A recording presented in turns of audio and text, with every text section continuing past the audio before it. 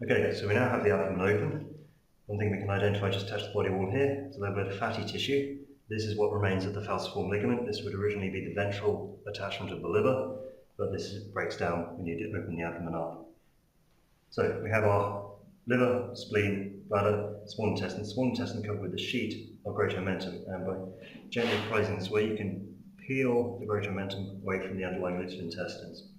So we now have this mesh-like looking omentum. In fat dogs, you can get a lot of fat deposition here. If we prise it apart gently, we can see that this is actually a two-layered structure. And in my left hand here, I have the superficial or outer wall. In my right hand here, I have the deep wall. And the space in between them, which you can see is this sort of net bag effect, is the omental bursa in the center in there. The omentum has these superficial and deep walls with a potential space in between them. And the omentum originates from the great curvature of the stomach, seen here.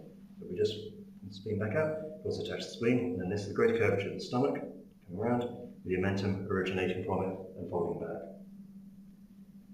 So now, we can reflect the omentum back to identify the loops of intestine underneath. So most of what we're looking at here is all loops of small intestine, specifically jejunum.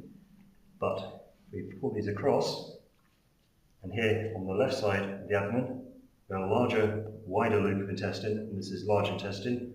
In my right hand here, specifically descending colon.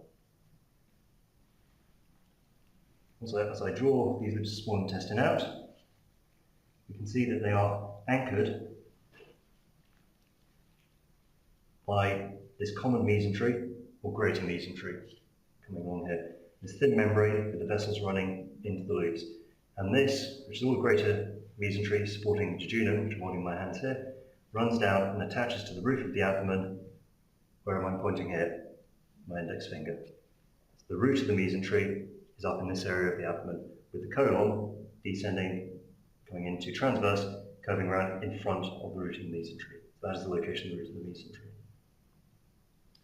So we can find small intestinal loops, large intestinal loops, and again, live animal, the first thing you should see is this covering of greater omentum originating from the greater curvature of the stomach. I'll just now gently withdraw the loops of the liver and put a bit of traction on the stomach. We can now see the stomach here. So now pinching the body of the stomach, we can now see lesser omentum, pointed by my left index finger here, running from the lesser curvature of the stomach here, up into the liver. And we'll come back to that later on.